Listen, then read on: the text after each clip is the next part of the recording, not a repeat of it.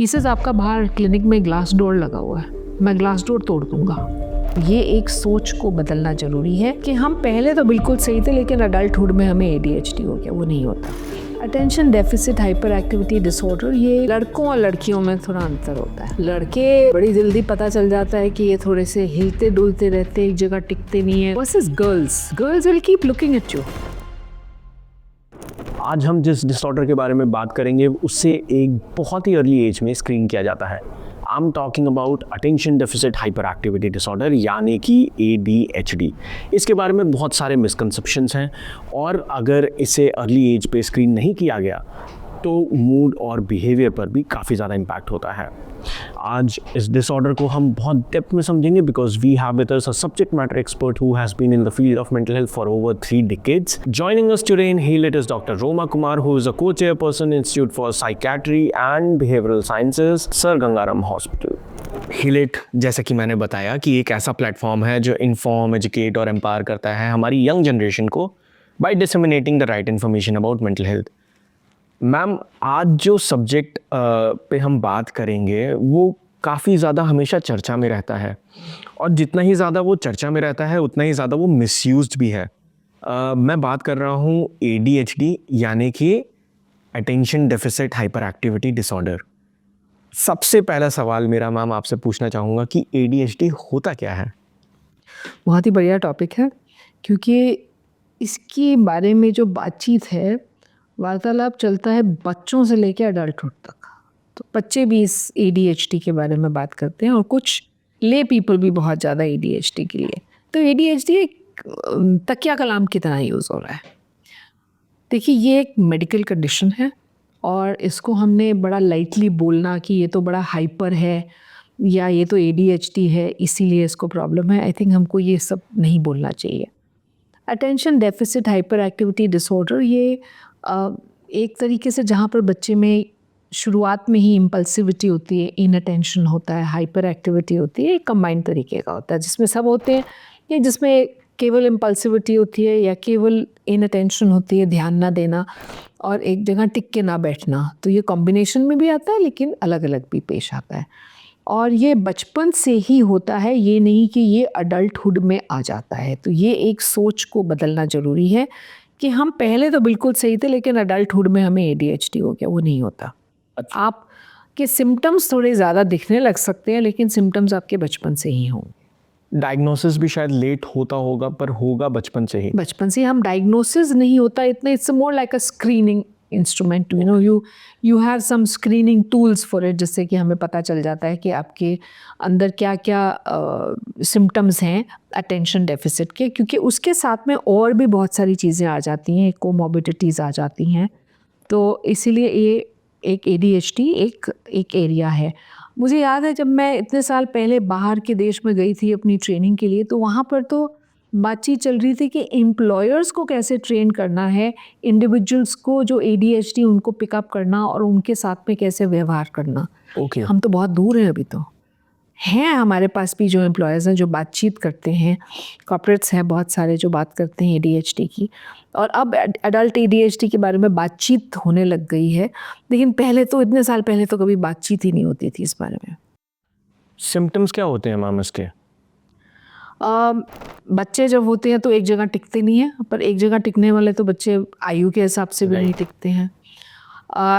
वो उसको इनअटेंशन hyper activity बोलते हैं, जो भागते भागते दौड़ते रहते हैं। इनअटेंशन, ध्यान ना टिकना, एक चीज़ पर ध्यान नहीं टिकता, और ख़ास करके तब दिखता है जब वो बच्चे पढ़ाई में आ जाते हैं, क्योंकि पढ़ाई में आपको कॉन्सेंट्रेटेड एफर्ट लगता है रीडिंग करने में, राइटिंग करने में, जो टीचर पढ़ा रहा है उसको समझने में और उसको आउटपुट देने में। और एक इम्पल्सिविटी, मतलब बिना सोचे समझे आपने कुछ एक एक्शन ले लिया जिससे कि आपको हानि पहुंच सकती है, किसी और को भी हानि पहुंच सकती है। तो कन्फ्यूजन होती है कि कोई और डिसऑर्डर के साथ में भी ADHD आ गया है या अटेंशन डेफिसिट आया है। आप में और मुझ में भी कभी कभी अटेंशन डेफिसिट होता है, लेकिन हम कैटेगरी में डायग्नोसिस के लिए नहीं होते हैं। ओके। कभी कभी हमारा भी ध्यान नहीं टिकता है, हमारा इंटरेस्ट नहीं है किसी चीज़ में तो ध्यान नहीं टिकेगा, लेकिन अगर सस्टेन्ड आपका 6 महीना ये बिल्कुल ऐसे ही चल रहा है, इसका मतलब कुछ एरिया ऑफ कंसर्न है और आपको डिसफंक्शनल बना रहा है आपकी बाकी चीज़ों में, मतलब आपकी पढ़ाई में, आपकी ऑक्यूपेशन में, आपकी सोशल लाइफ में, आपके स्कूल में। ये नहीं कि सिर्फ ADHD आपके घर में ही दिख रहा है राइट, या सिर्फ स्कूल में दिख रहा है, that's not possible. Okay, It has to be in all areas. It is affecting all your areas where, because of attention deficit or inability to sustain your attention for a period of time for your age, it is affecting all your other areas. Ma'am ये आपने child का बताया कि these areas get affected as an adult when they grow up, what are the different areas that get impacted due to ADHD as well, और किस तरीके की एक उनकी रोज़मर्रा की लाइफ होती है, is what I want to understand. So अगर ADHD है आपको और मतलब बचपन से ही है और बड़े होने तक आपको असर आ रहा है, तो उसके साथ और भी प्रॉब्लम्स आ जाती हैं. आपकी एंग्जाइटी बहुत ज़्यादा आती है, आपकी सोमेटाइजेशन में भी इफ़ेक्ट हो जाता है, मतलब आपकी जो गट एरिया, आपका अब्डोमेन एरिया है, आपकी खाने पीने की एरिया है, उसमें भी थोड़ा सा इफ़ेक्ट आ जाता है. जैसे बहुत सारे लोग कहते हैं बड़े एसिडिटी रहती है हमको, या हमें बहुत सारी रीगर्जिटेशन आ रही होती है. It's a part of sometimes ADHD is also affecting your gut and your somatisation.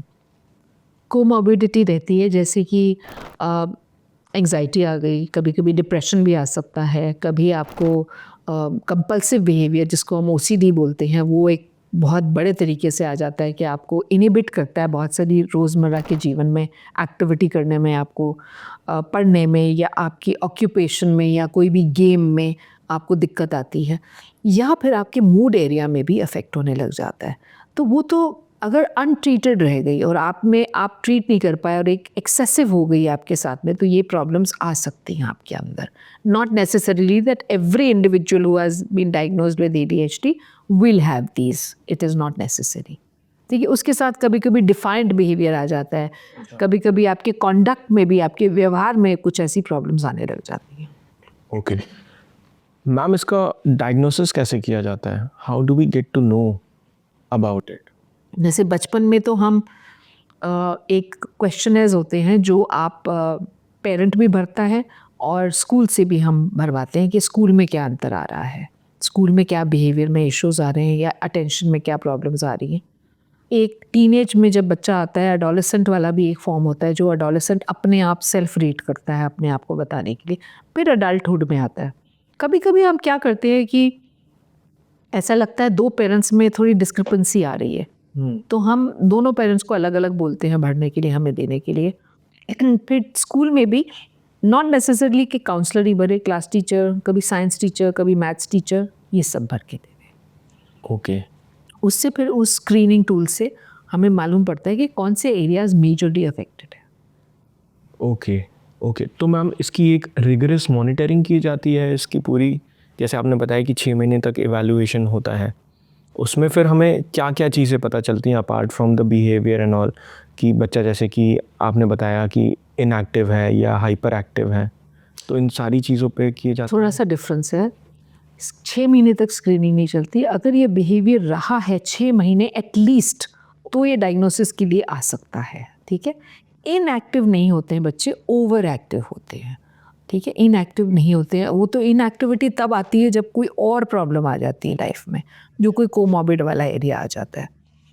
तो हम क्या देखना चाहते हैं, जैसे किस परेशानी से बच्चा हमारे पास आया, कि अगर रेफर हुआ है कि बच्चा पढ़ाई में प्रॉब्लम आ रही है या व्यवहार में problem, behaviour problem, that's when we get into the attention area to find out if there is a problem.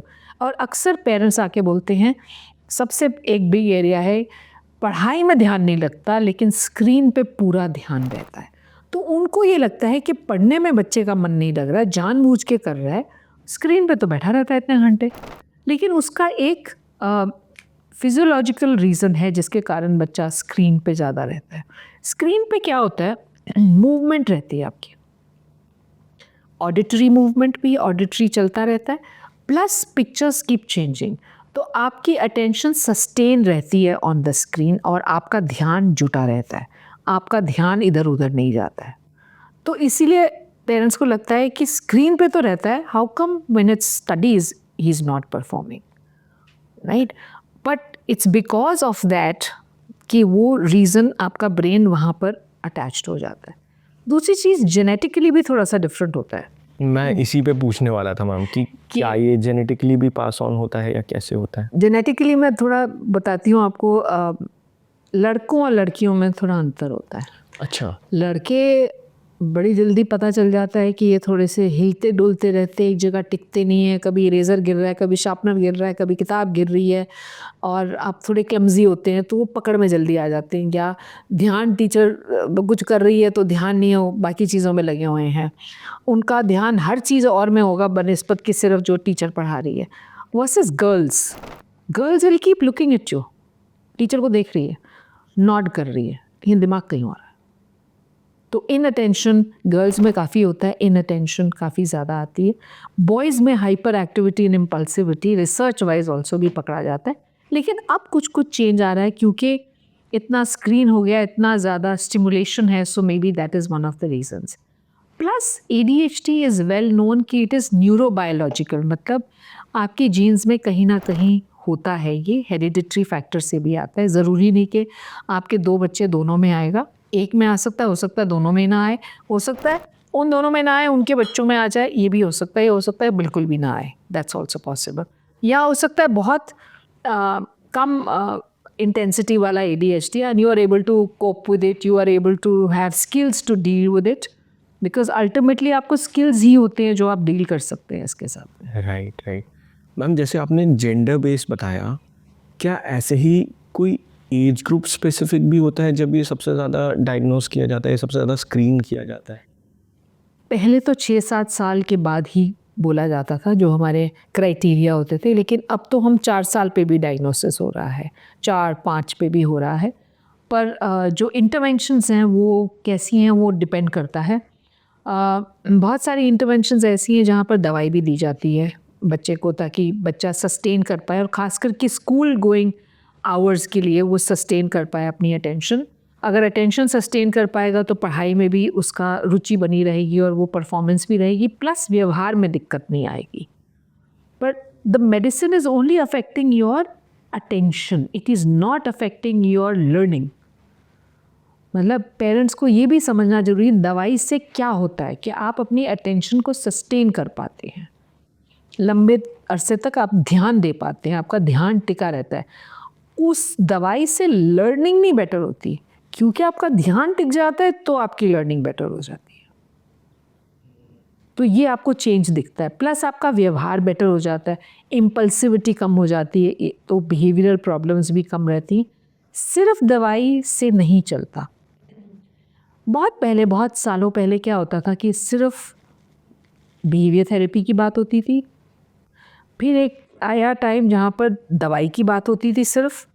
अब क्या है, दवाई and intervention both of them work together the best, that is the best method to deal with a person who has got ADHD for like who is getting dysfunctional. तो both therapy and medication work the best. अच्छा ma'am, आपने जैसे बताया कि behavioural therapy is the best way to actually deal with ADHD combine with medicines. अब जैसे counsellor है, मैं एक एग्जांपल लेना चाहूँगा कि अगर बच्चा ADHD है, ठीक है, and he doesn't sit, he is always jumpy, counsellor उसको कैसे ट्रीट करता है? What is the way to go about it to actually have a conversation with the child? So counselor is not only going to work with the child, will also give some activities to the child कि वो child का ध्यान टिका रहे, will also speak to the teacher, will also get into the peer group who is sitting with the child to help that buddy, you know, peer buddy मिल जाएगा उसको, right. will also work with the parents to help them understand कि घर पे वो और क्या क्या कर सकते हैं. So it is a holistic approach, it is not just the child needing help. But ma'am ये तो बात हो गई बच्चों की, एडल्ट्स में? हाँ, एडल्ट्स जब आते हैं खास करके, फिर उनको कब प्रॉब्लम दिखती है, जब वो यूनिवर्सिटी में पढ़ाई कर रहे होते हैं, वहाँ पर वो सस्टेन नहीं कर पाते हैं अटेंशन, क्योंकि और अक्सर वो बच्चे आते हैं जो बाहर के देश में गए होते हैं, वहाँ से फिर वो शायद सीख के भी आते हैं, समझते हैं कि ये अवेलेबल है, उनको हेल्प भी अवेलेबल है, तो they want to come back for their diagnosis. Some fit into it, some don't fit into it. It is important that individual start taking responsibility of his or her own behavior and also pick up skills how he or she will be able to sustain that attention. Attention को sustain करना है। मतलब आपके पास 15 minute 20 minute का आपकी attention sustain होगी, आप 5 minute का ब्रेक ले लीजिए, फिर आपका ध्यान वापस आ जाएगा, आप घूम फिर के वापस आ जाए। अक्सर लगता है कि हमने कोई सब्सटेंस ले लिया तो हमारा ध्यान टिक जाएगा, वो गलत फहमी है। वो टेम्पररी रिलीफ आपको मिलती है, but it's coming back in a cycle, so that will not give you any relief. Right तो बहुत सारी टेक्निक्स हैं जिससे कि आप बैठना सीख जाएं और उतनी देर सस्टेन करें और फिर अपने आप को ब्रेक दें, फिर जाए, फिर करें, फिर अपने आप को ब्रेक दें, तो आपकी फिर अटेंशन स्पैन बेटर हो जाती है। मैम ADHD को मैंने समझा एक चाइल्ड में और एक एडल्ट में, बट एक बिहेवियर लेवल पे मैं समझना चाहूँगा कि कौन सा बिहेवियर सबसे ज़्यादा प्रोमिनेंटली रिफ्लेक्ट करता है। सबसे ज़्यादा प्रोमिनेंटली रिफ्लेक्ट करता है कि आप दोस्त बना तो लेते हो लेकिन दोस्त सस्टेन नहीं कर पाते हो। दोस्ती सस्टेन नहीं होती, आपके दोस्त बिखर जाते हैं, टूट जाते हैं, झगड़ा हो जाता है। दूसरी चीज़ है अग्रेशन, अग्रेसिव बिहेवियर बहुत ज़्यादा है। ओके आपका अग्रेशन, हर चीज़ में गुस्सा। सो पेरेंट्स उस चीज़ को कह देते हैं ये तो फादर में भी इतना गुस्सा है तो इसलिए ऐसा गुस्सा है, या मदर कहती हैं कि मेरे उस साइड की फैमिली को इतना गुस्सा था तो इसलिए इसमें भी गुस्सा है। तो गुस्से के बारे में बड़ी सारी चर्चा होती है, जबकि गुस्से के बारे में चर्चा करने की ज़रूरत नहीं है।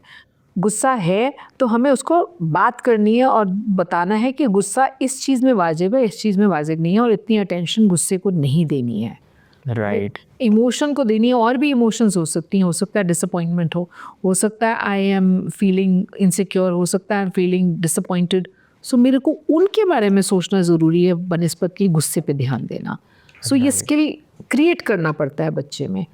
तीसरा और क्या देखा है हमने, इतना अग्रेशन होता है या इतनी इम्पल्सिविटी होती है, तो जैसी ये एज आती है जहाँ पर ये एक्सपेरिमेंट करने की एज आती है, तो वहाँ उनकी एक्सपेरिमेंटेशन बहुत सारी चीज़ों में बढ़ जाती है। ड्राइविंग में बहुत बारी देखा है कि इतनी इम्पल्सिविटी होती है या इतनी अनअटेंशन होती है कि एक्सीडेंट प्रोन हो जाते हैं, और कई बारी एक्सीडेंट्स भी हुए हैं, और रिसर्च भी ये कहती है। रिलेशनशिप्स आपके टिकते नहीं हैं, आपके रिलेशनशिप्स में दरारें आ जाती हैं या झगड़े बहुत जल्दी हो जाते हैं। So these areas are areas where behaviours ऐसे कई सारे नज़र आते हैं। और पढ़ाई में तो अंतर आ ही जाता है, आपके रिग्रेसिव ग्रेड्स आ जाते हैं, आपकी इंटेलिजेंस इज़ वेरी गुड, मतलब आपसे अगर पूछा जाए तो आपके पास सारी चीज़ों के जवाब हैं, बहुत सारी चीज़ें आप कर सकते हैं, आपकी क्रिएटिविटी बड़ी हाई होती है, लेकिन आप सस्टेन नहीं कर पाते हैं, अटेंशन हो जाती है। प्लस आपकी बोलने में कभी कभी स्पीच में वेरिएशंस आ जाती है, क्योंकि दिमाग बहुत तेज़ गति से चल रहा होता है, स्पीच उतनी फास्ट नहीं आती है। तो that is also one of the areas, you know. और कभी कभी ADHD के साथ में ये depressive feelings of obsessive compulsive behaviour काफ़ी देखे गए हैं।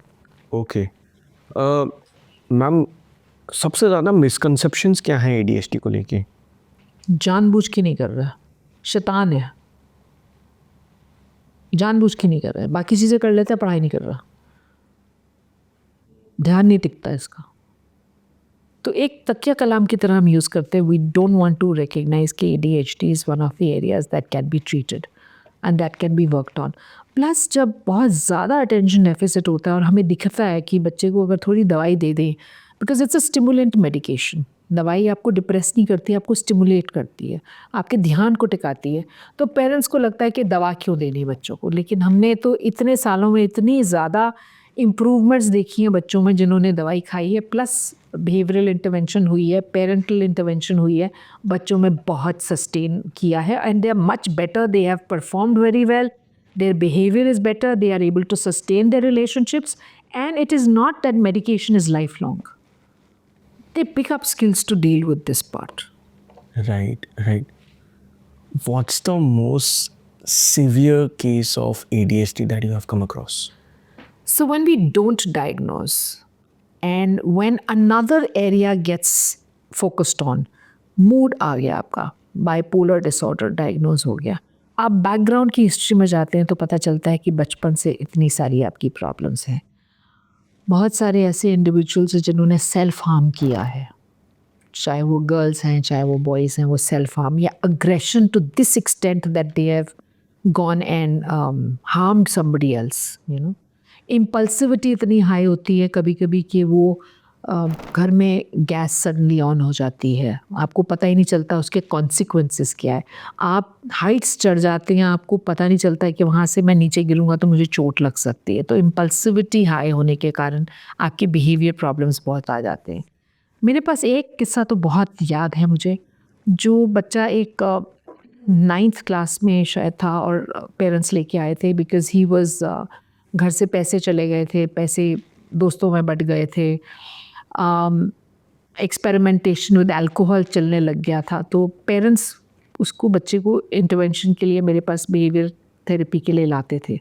एक दिन उस बच्चे ने क्या बोला मेरे को कि मैं तो नहीं आऊँगा यहाँ पर क्योंकि आप मेरे को अलाउ नहीं कर रहे हैं बहुत सारी चीज़ें। So I said no, I am not saying that I am not allowing. He says आपका बाहर क्लिनिक में ग्लास डोर लगा हुआ है, मैं ग्लास डोर तोड़ दूँगा। So for a moment I also was a little bewildered and I was also like अच्छा। So मैंने फिर सोचा, मैंने बोला ठीक है तोड़ दीजिए, कोई बात नहीं, आपके पेरेंट्स भर देंगे, चाहिए बाहर जाके तोड़ दीजिए। तो this is how impulsivity, ADHD, a lot of behavioural issues, threatening behaviours ये आ जाते हैं। उस बच्चे ने कुछ नहीं ऐसा किया और आज की डेट में is a very well known actor.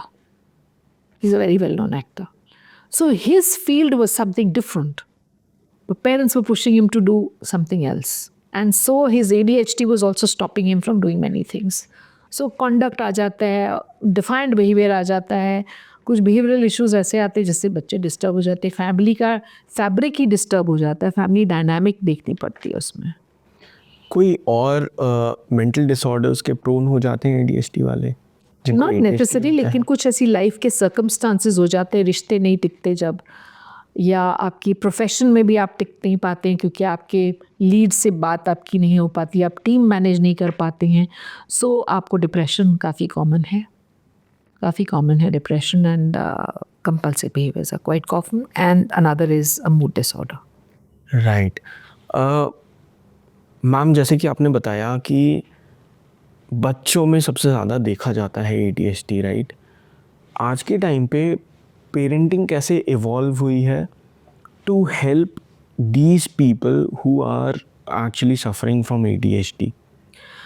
बहुत ही मिनिसिकल परसेंटेज ऑफ पेरेंट्स हैं जो इस चीज़ को समझते हैं कि ये एक पर्टिकुलर एरिया है जिसके ऊपर हम काम कर सकते हैं। स्कूल्स उनके साथ काफ़ी मदद करते हैं।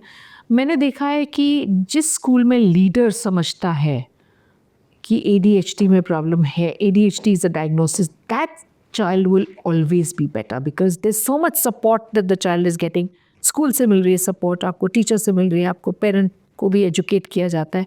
तो जितनी अवेयरनेस और साइको एजुकेशन करेंगे इसके बारे में, उतना ही बेटर रिजल्ट आता है।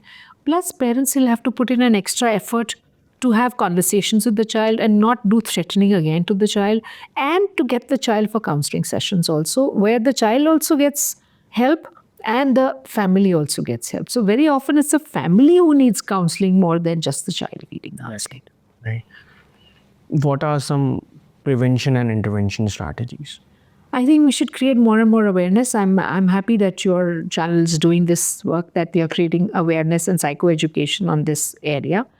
And also, as soon as the problem is seen, basically seen in the school more than anything else, get the child evaluated by a psychologist to be able to pick up if there is a problem, and then work on the child and do regular interval assessments to find out how the child is improving, and the child will improve. There is no child who doesn't improve. If the family is willing to give that improvement, nothing's going to stop the child. And we have some of the best well-known people who've been ADHD. Ma'am, we are reaching an end to this episode, and as I mentioned before, that this whole episode is focused towards disseminating the right information about mental health in the younger generation specifically, right?